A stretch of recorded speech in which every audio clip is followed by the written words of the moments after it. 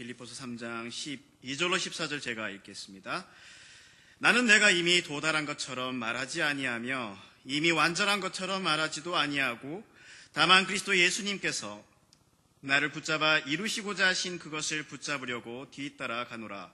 형제들아, 나는 내가 이미 붙잡은 줄로 여기지 아니하고 다만 이 한 가지 일을 행하나니 곧 뒤에 있는 그것들은 잊어버리고 앞에 있는 그것들에 도달하려고 나아가 그리스도 예수님 안에서 하나님의 높은 부르심의 상을 받으려고 표대를 향해 밀고 나아가노라. 아멘. 기도하겠습니다. 하나님 감사합니다. 오늘 추운 날씨이지만 또 하나님의 말씀을 사랑하고 사모하여 함께 모이신 한 분 한 분을 인하여서 감사드립니다. 이 시간 하나님의 말씀만이 역사하셔서 모이신 모든 분들에게 유익이 되고 또 큰 힘이 되는 또 능력의 말씀이 될 수 있도록 역사하여 주옵소서. 그 말씀을 붙들고 또 하나님을 기쁘시게 하는 복된 삶을 살아갈 수 있도록 인도해 주옵소서. 감사드리며 주 예수 그리스도 이름으로 기도합니다. 아멘. 앉으시겠습니다.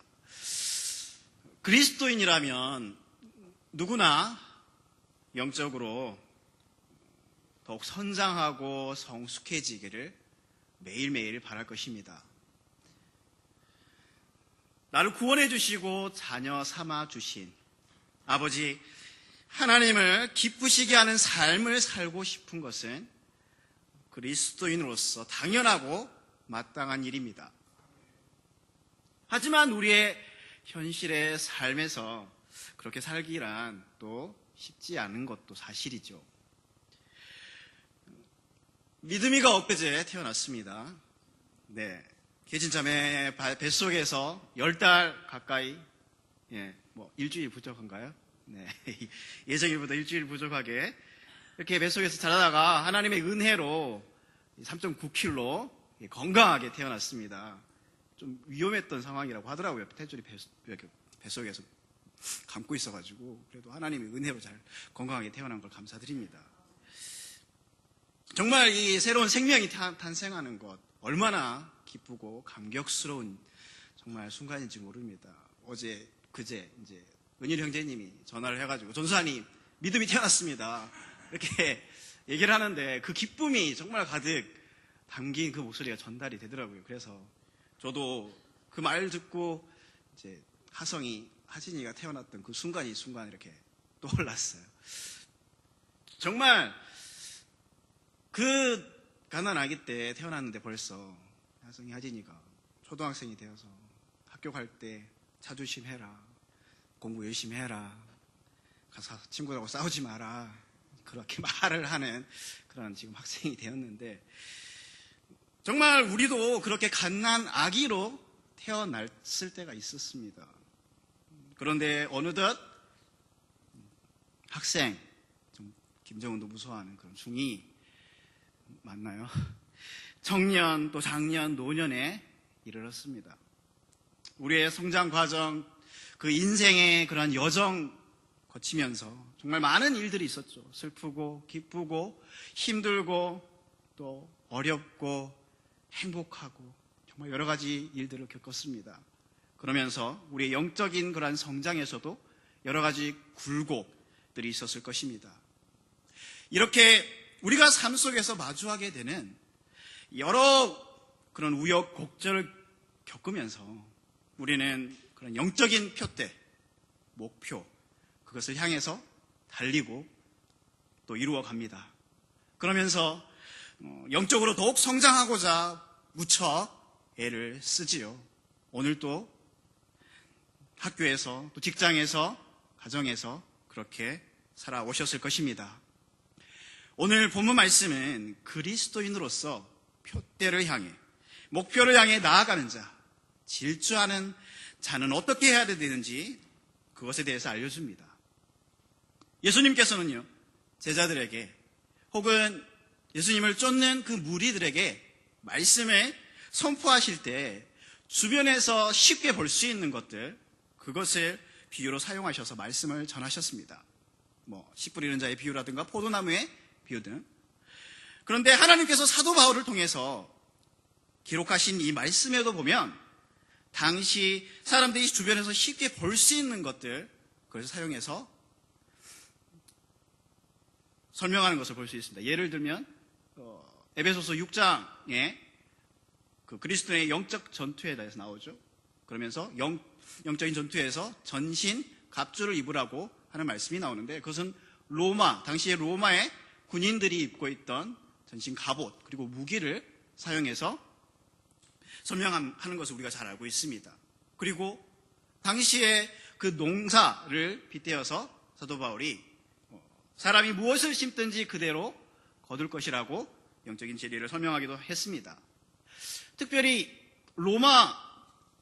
당시 로마에는 여러 가지 운동 경기가 있었습니다.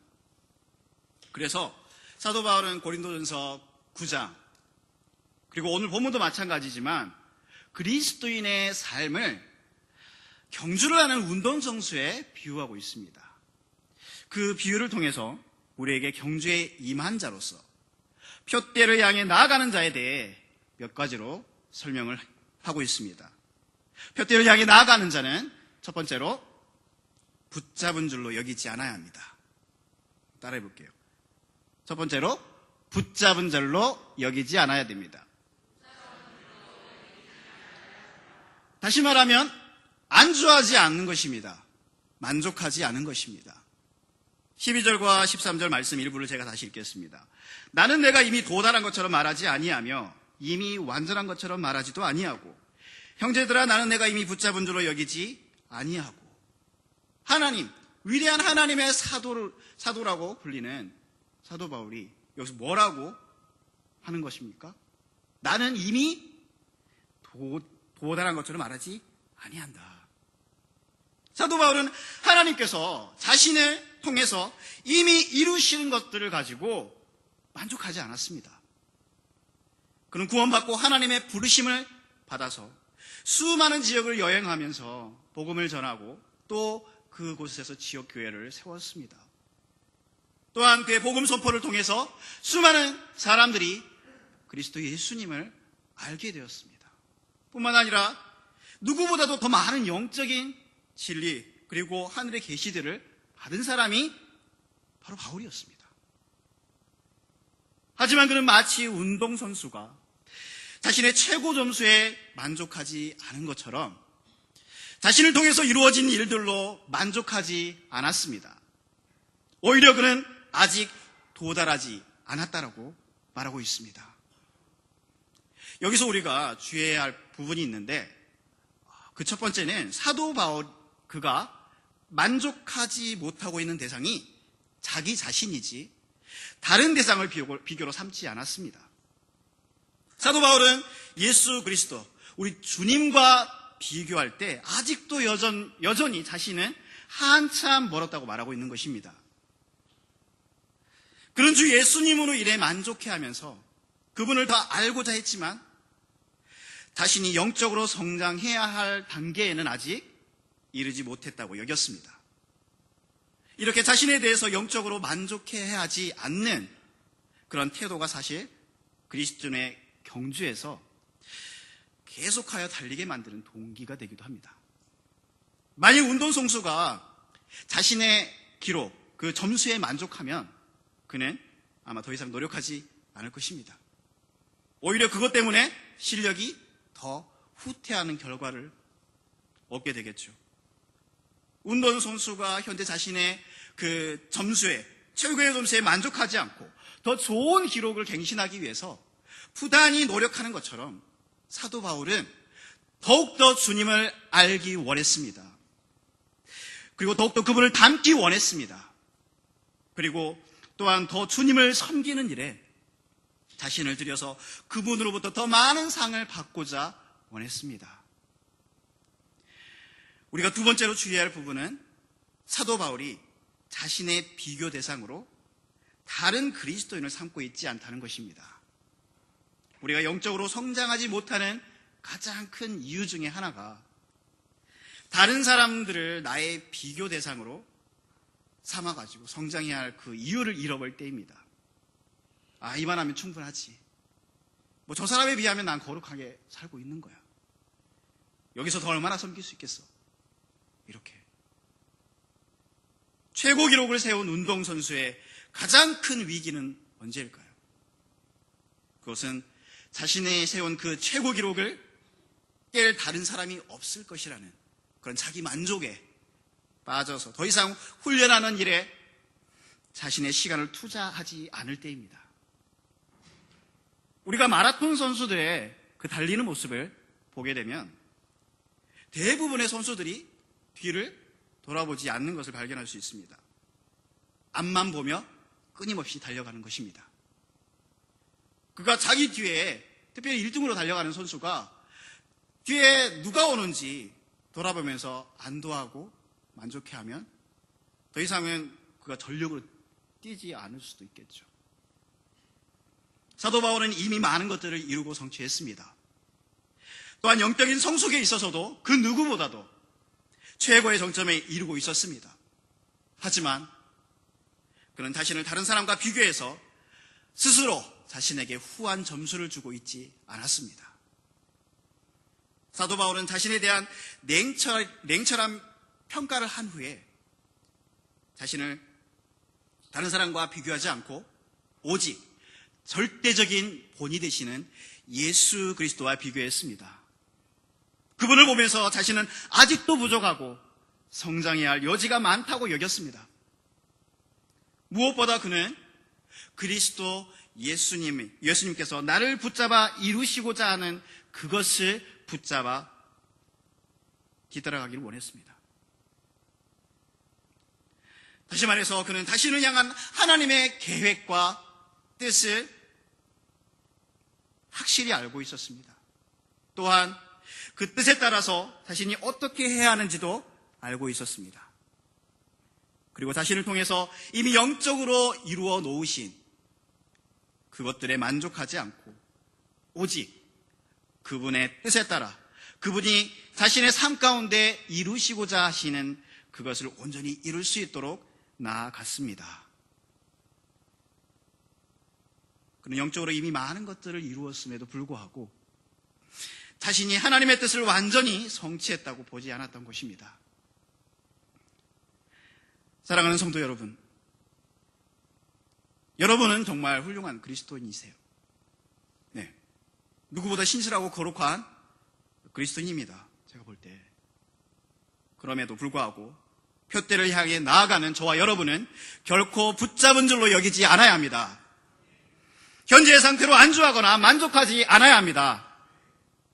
그래서 세 번째로 주의해야 할 부분이 있는데 그것은 자기 자신에 대해서는 냉정하고 냉철하게 평가하는 그 평가가 필요하다는 것입니다.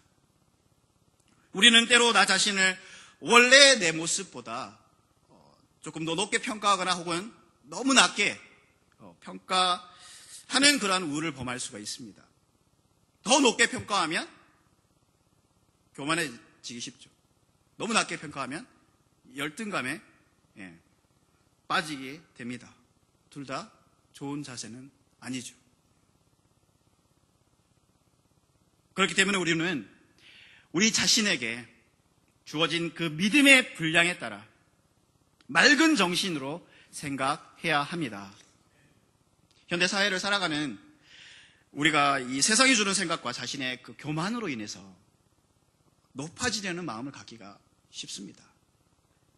하지만 성경에서는 자신의 영적 상태에 대해 잘못 평가한 사람에 대한 예들을 통해서 우리에게 경고를 줍니다. 구약의 삼손을 그 대표적인 예로 들 수 있는데요. 그는 하나님으로부터 특별한 선택을 받았습니다. 큰 능력과 은혜를 부여받은 사람이었습니다. 하지만 그는 자신을 향한 하나님의 뜻을 이루는 것보다 다른 일에 관심을 두었습니다. 여자에 빠졌어요. 그가 들리라라는 여자에게 관심을 갖고 자기 힘의 그 신비를 가르쳐 준 후에 그 결과로 힘을 잃었을 때에도 그는 자신에게서 주가 빠져나가신 줄 깨닫지 못했습니다. 힘이 떠나간 것을 알지 못했습니다.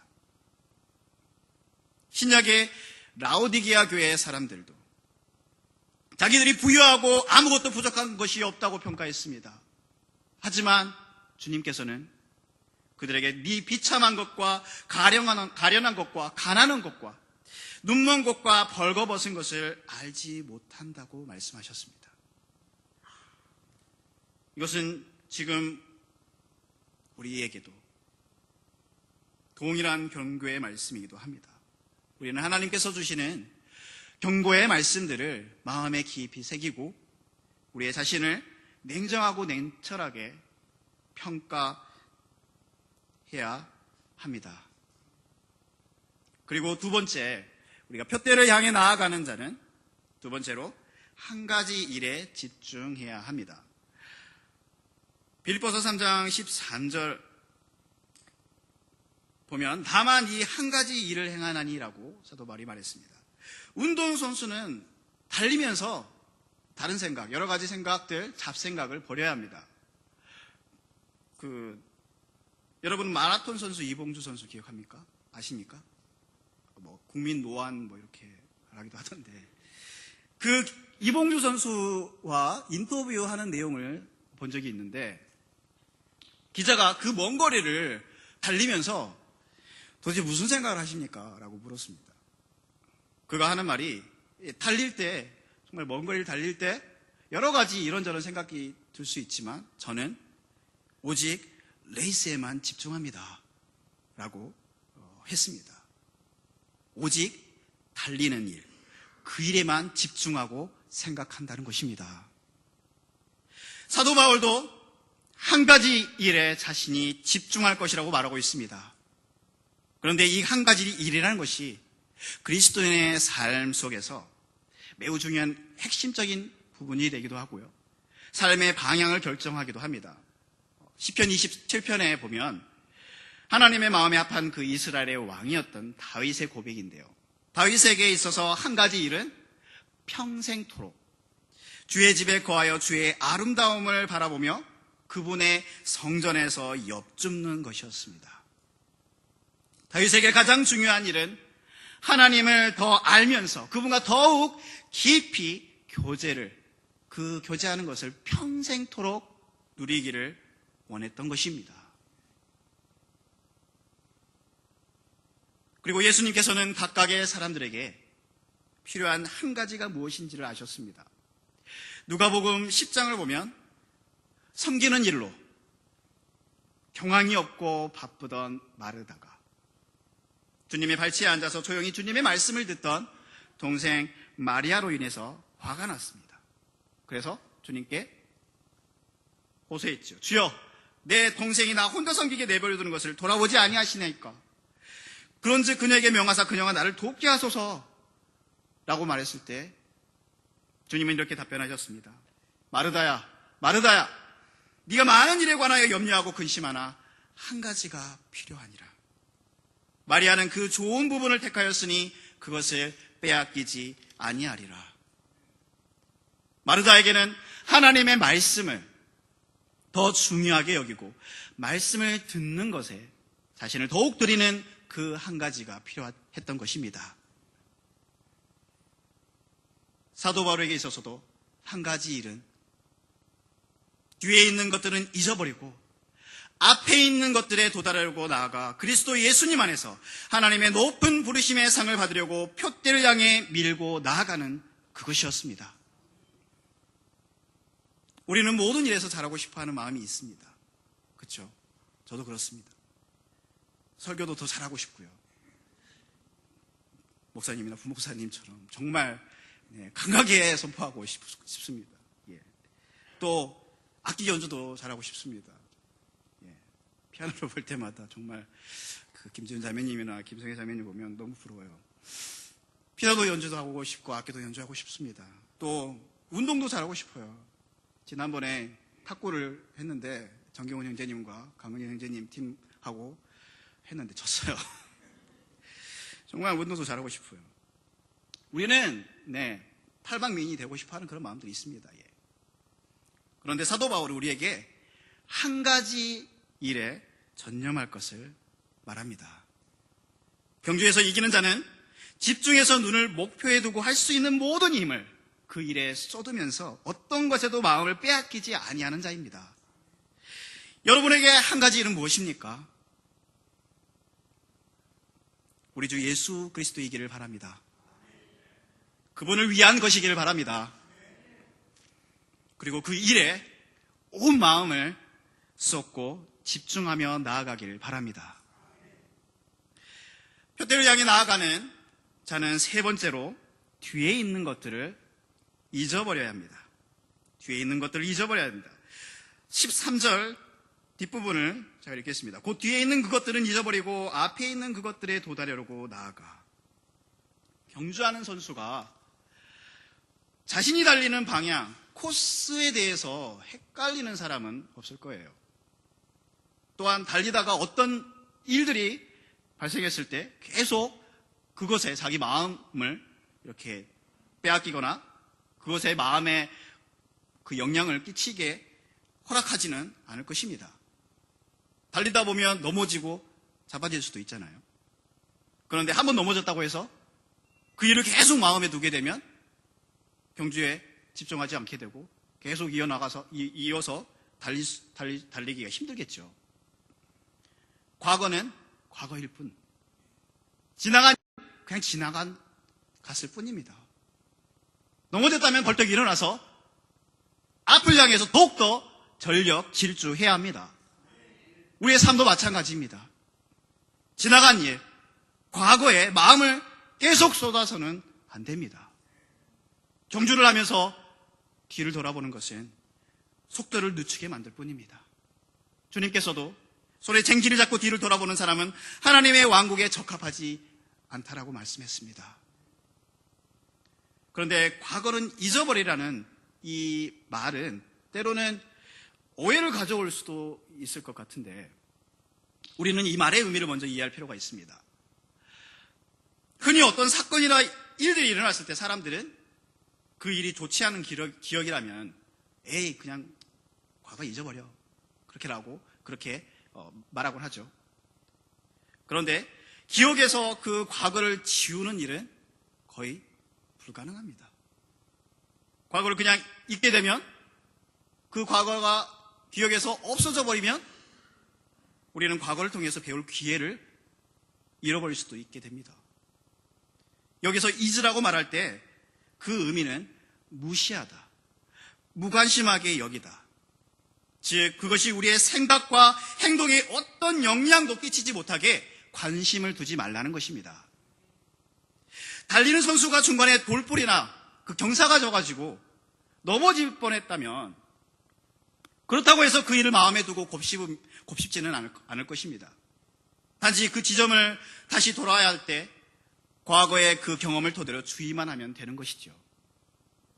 우리는 잊는다는 표현을 사용할 때 기억하지 아니한다라고 해석할 수 있습니다. 하나님께서는 내가 그들의 죄들과 불법들을 다시는 기억하지 아니하리라 말씀했습니다. 이 말씀이 하나님께서 그분의 기억에서 그것들을 완전히 없애버린다는 뜻인가요? 모든 것을 아시는 하나님께서 우리의 죄들과 불법들을 잊어버리는 일이 가능한가요? 성경에 많은 하나님의 사람들, 다윗, 아브라함, 그들의 죄가 이미 성경에 담겨 있지 않습니까? 사실 주님은 모든 것을 아시는 분이시기에 당연히 우리의 은밀한 죄들과 불법들까지도 잘 아십니다. 하지만 주님은 이미 그 죄들에 대한 대가를 친히 지불하셨습니다. 그렇기 때문에 더 이상 그 죄들과 불법들이 그분께서 우리를 대하시는 일에 있어서 어떤 영향도 끼치지 않게 하십니다. 우리가 그분 앞에 갖는 신분 역시 전혀 영향을 받지 않습니다. 이것이 바로 기억하지 아니하신다는 의미입니다.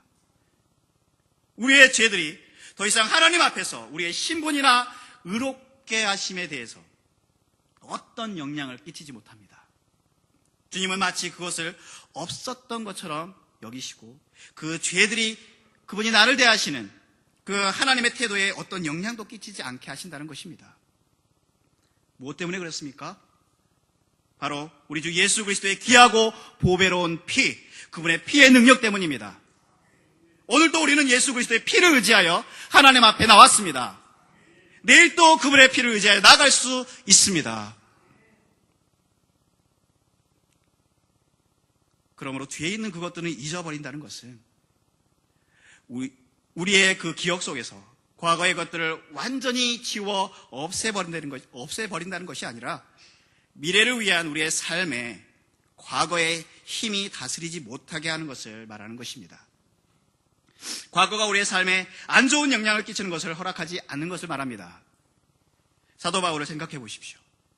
사도 바울은 그가 예수 그리스도를 만나기 전에 어떤 사람이었습니까? 하나님의 교회를 핍박하고 성도들을 잡아 죽이는데 앞장서던 사람이었습니다.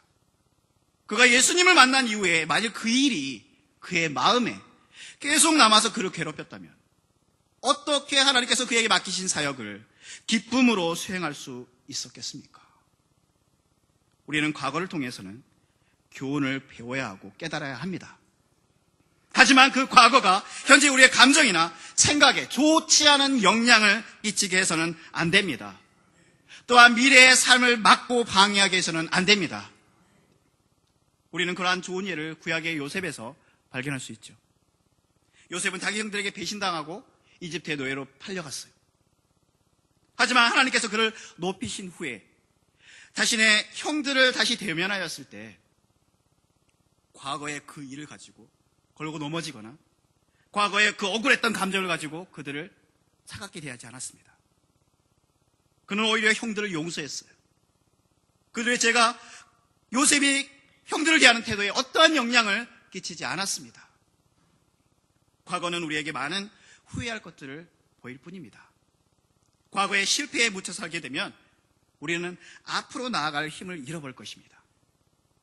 뿐만 아니라 과거의 성공에 대해서도 마찬가지입니다. 과거에 얼마나 잘 나가고 성공했든지 간에 과거는 과거로 둬야 합니다.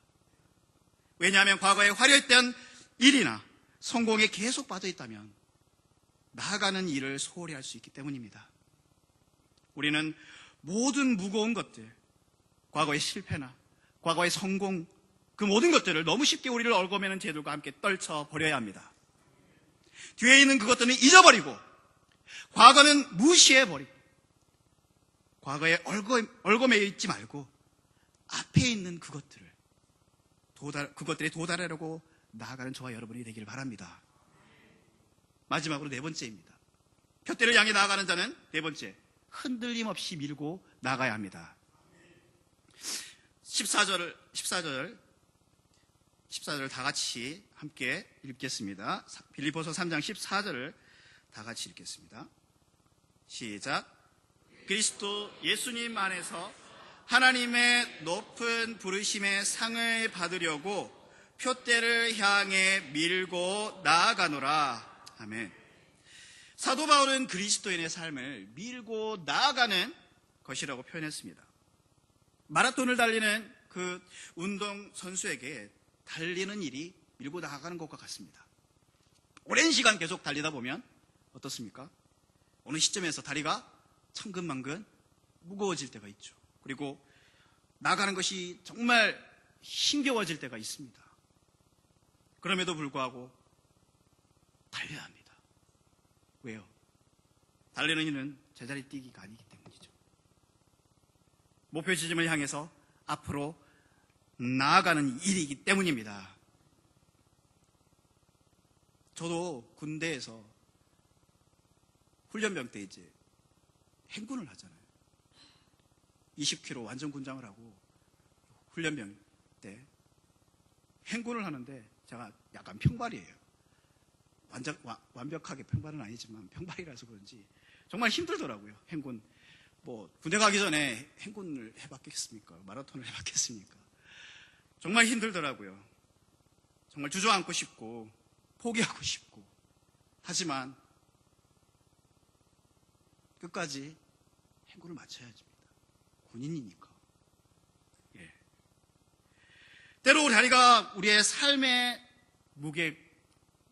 무거운 그 무게로 인해서 무거워져서 우리가 그냥 주저앉고 싶고 포기하고 싶을 때가 있습니다. 하지만 운동선수가 앞에 있는 그 상을 바라보면서 마음을 다 잡고 더욱더 나아갈 힘을 얻듯이 우리도 하늘의 높은 부르심의 상을 생각하면서 마음을 다 잡고 밀고 나아가기를 바랍니다. 이 말씀은 경주하는 삶에서 몇 가지 주의사항을 주는데, 첫 번째, 표대를 향해서 밀고 나아가지 아니하면 상을 받을 수 없습니다. 보상은 적극적으로 주님을 섬기는 자들에게 주어지는 하나님의 은혜이고 복이고 약속입니다. 야고보서 1장 12절을 함께 찾아서 읽어보겠습니다. 야고보서 1장 12절입니다.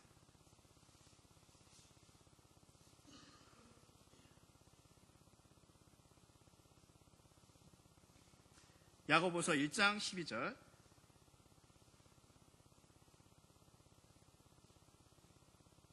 야고보서 1장 12절 찾으셨으면 같이 읽겠습니다. 시작. 시험을 견디는 자는 복이 있나니 그가 단련을 받은 뒤에 주께서 자신을 사랑하는 자들에게 약속하신 생명의 관에 받으리라. 아멘. 고린도전서 9장 20절 말씀은 제가 읽어드리겠습니다. 경주할 때 달리는 자들이 다 달릴지라도 한 사람이 상을 받는 줄을 너희가 알지 못하느냐. 너희도 상을 받도록 이와 같이 달리라. 가만히 앉아있는 자에게 주님은 상을 주지 않습니다. 하나님께서 저와 여러분에게 각자에게 주신 경주가 있습니다. 그 경주를 표대이신 우리 주 예수 그리스도를 바라보면서 주님으로부터 상을 받도록 밀고 나아가시길 바랍니다. 그리고 두 번째 주의사항은 표대를 향해 밀고 나아가는 그 힘마저도 주님께서 주신다는 것입니다. 14절 그 앞에 그리스도 예수님 안에서 우리는 두 가지 극단의 사람을 생각해 볼 수 있어요. 내가 반드시 이 모든 것을 해내야 한다라고 생각하는 사람과 하나님께서 분명히 이 모든 것을 하실 것이다라고 말하는 사람입니다. 자기 힘으로만 그리스도인의 경주를 하는 사람은 쉽게 지쳐버립니다. 예수님께서는 너희가 나 없이는 아무것도 할 수 없느니라. 요한복음 15장에서 말씀했습니다.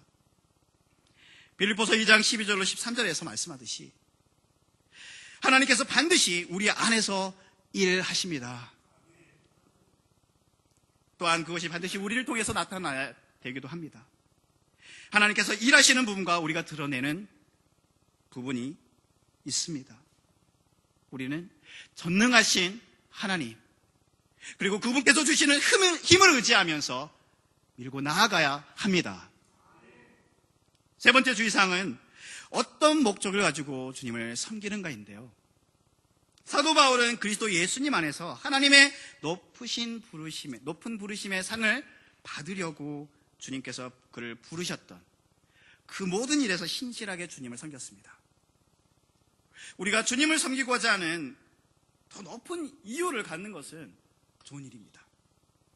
달리는 선수가 아무 목적 없이 달리겠습니까? 상에 대한 욕심 없이 달리겠습니까? 사도 바울은 고린도전서 9장 27절에서 그러므로 내가 이와 같이 달리되 정해진 것이 없는 것처럼 하지 아니하고 이와 같이 싸우되 허공을 치는 것 같이 하지 아니하였다고 했습니다. 여기에서 사도 바울은 구원받기 위해 달리고 있다고 말하지 않았습니다. 하나님의 높은 부르심에 상을 받으려고 달리고 있을 뿐이라고 말했습니다. 이 경주는 이미 구원받은 자들에게 주어진 것입니다. 왜냐하면 그것은 구원받은 후에 하나님께서 그를 부르신 그 목적과 뜻에 따라서 합당하게 걸었는지 혹은 경주에 참여했는지를 보시고자 하는 것이기 때문입니다. 구원은 우리가 받아야 할 상이 아닙니다. 그것은 하나님께서 우리에게 거저주시는 은혜이고 선물입니다. 사도 바울은 하나님께서 자신을 구원하고 부르신 후에 그리스도 예수님께서 나를 붙잡아 이루시고자 하신 그것을 붙잡으려고 달림으로써 주님께서 주시는 그 부르심의 상을 목표로 하고 밀고 나갔습니다. 마찬가지로 하나님께서는 우리 각자를 구원하시고 부르셨습니다. 지금도 붙잡고 계십니다. 우리를 붙잡아 이루고자 하시는 것이 있습니다.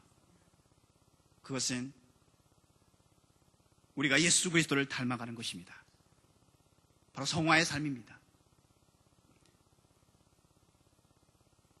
우리가 그리스도의 심판석 앞에서 받게 될 보상, 그 부르심의 상을 바라보면서 우리 각자에게 주어진 이 경주에서 포기하지 않고 인내로 끝까지 달려가는 저와 여러분이 되기를 바랍니다.